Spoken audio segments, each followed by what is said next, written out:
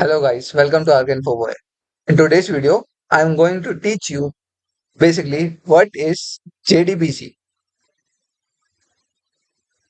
Uh, wait, wait, Java, JDBC, and RDMMS. Okay, so what is JDBC? JDBC stand for Java Database Connectivity. Okay, simply consider this example. हमारे पास एक Java application है जिसमें हमने जावा का एक programme लिखा है ना। हमें उसको उस जावा के प्रोग्राम को उसमें हमने कुछ यूजर से डाटा लिया है सपोज, उसको डाटाबेस में स्टोर करवाना डाटाबेस में स्टोर करवाना है। लेकिन हमारा डाटाबेस तो जावा लैंग्वेज समझता नहीं है ना। तो हमें एक ट्रांसलेटर चाहिए था बेसिकली, जो क्या करे, जावा के प्रोग्राम को इस फॉर्म में कन्वर्ट करे जिससे हम उस डाटाबेस के अंदर स्टोर करवा पाए और ऑपरेशंस भी परफॉर्म करवा पाए। तो उसके लिए हमारे पास एक सोल्यूशन आया, जेडीबीसी। ये जेडीबीसी क्या करता है कि जावा के प्रोग्राम को डाटाबेस अंडरस्टैंडेबल फॉर्म में कन्वर्ट कर देता है। ओके, अब कन्वर्ट हो गया, पर लेकिन हमारे पास मल्टीपल डाटाबेस है। एक एसक्यूएल है, पोस्टग्रेस है, ओरेकल है, एंड मैनी मोर।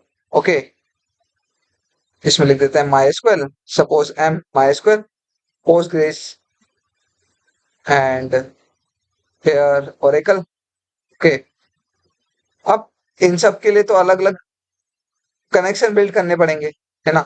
अब इन सबको कनेक्ट करने के लिए जेडीबीसी के लिए हमारे पास आया ड्राइवर। बेसिकली ड्राइवर क्या करता है, ड्राइवर जेडीबीसी के साथ कनेक्ट होता है और वो क्या करता है कि इस ड्राइवर के थ्रू उस डाटाबेस के अंदर ऑपरेशन परफॉर्म करता है कि माइस्क्यूल का ड्राइवर है तो माइस्क्यूल के अंदर ऑपरेशन परफॉर्म करो। अगर पोस्टग्रेस का ड्राइवर है तो पोस्टग्रेस के अंदर एसक्यूएल, पोस्टग्रेस एसक्यूएल के अंदर ऑपरेशन परफॉर्म करो। और ओरेकल का ड्राइवर है तो ओरेकल के अंदर परफॉर्म करो। ओके, तो ये था लिटिल अबाउट जेडीबीसी। अब इसको हम एक थोड़ा सा डेफिनेशन के थ्रू पढ़ लेते हैं ताकि थोड़ा और क्लियर हो जाए। ओके, अब JDBC is an API. API होता है application programming interface using Java programming to interact with the database. अभी मैंने जैसे बताया कि मतलब इंटरेक्ट विद डाटाबेस के लिए हेल्प करता है हमारा JDBC। The class and interface of JDBC allow the application to send request by the user to the specific database। मतलब JDBC के ना हमारे पास क्लासेस और इंटरफेस होती हैं। ओके, जो हमें क्या करती है कि डाटाबेस के ऊपर हमें रिक्वेस्ट सेंड करते हैं फॉर द स्पेसिफिक ऑपरेशन हमें परफॉर्म करवाने के लिए। अब आता है JDBC API. It provide various method and interface for easy communication with the database. Java database API हमारे पास बहुत से इंटरफेस प्रोवाइड करती है और मेथड प्रोवाइड करती है जिससे हमारा इंटरेक्शन और कम्युनिकेशन विद डाटाबेस हमारा इजी हो जाता है।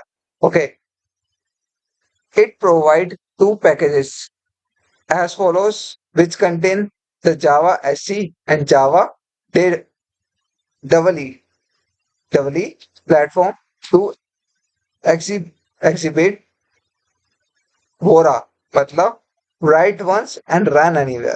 Okay, कैपेबिलिटी, ये हमारे पास ऐसी कैपेबिलिटी भी डालता है कि मतलब वोरा मतलब write once and run anywhere.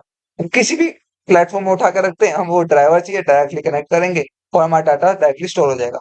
Okay, अब आता है जेडीबीसी ड्राइवर मैनेजर।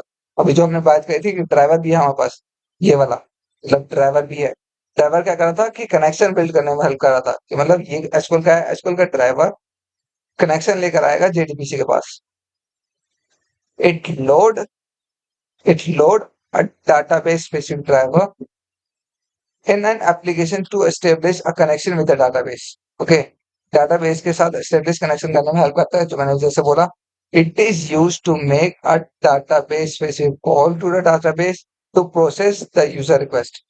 मतलब अब इसका क्या है, देखो इसमें कोड कन्वर्ट हो गया ना। अब ये ड्राइवर के पास जाएगा, ड्राइवर उस ऑपरेशंस को परफॉर्म करवाएगा इनके अंदर जो भी जिसके अंदर है। और अगर रिक्वेस्ट यूजर ने भेजी है तो उससे डाटा उठा के लेकर आएगा वापस जेडीबीसी के अंदर, फिर उसको हम यूज कर सकते हैं। ओके, सो ये था हमारा जावा डाटाबेस कनेक्शन। ओके, अब हम इसको सिंपल से स्टेप्स में पढ़ते हैं कि ना, here are the some steps to connect with the database. ठीक है, हम डाटाबेस के थ्रू जावा एप्लीकेशन में कैसे कनेक्ट कर सकते हैं? फर्स्ट स्टेप होता है हमारा लोड और register the driver. Second step होता है create a connection. Okay. Third step होता है create statement, execute the statement and close the connection. Okay.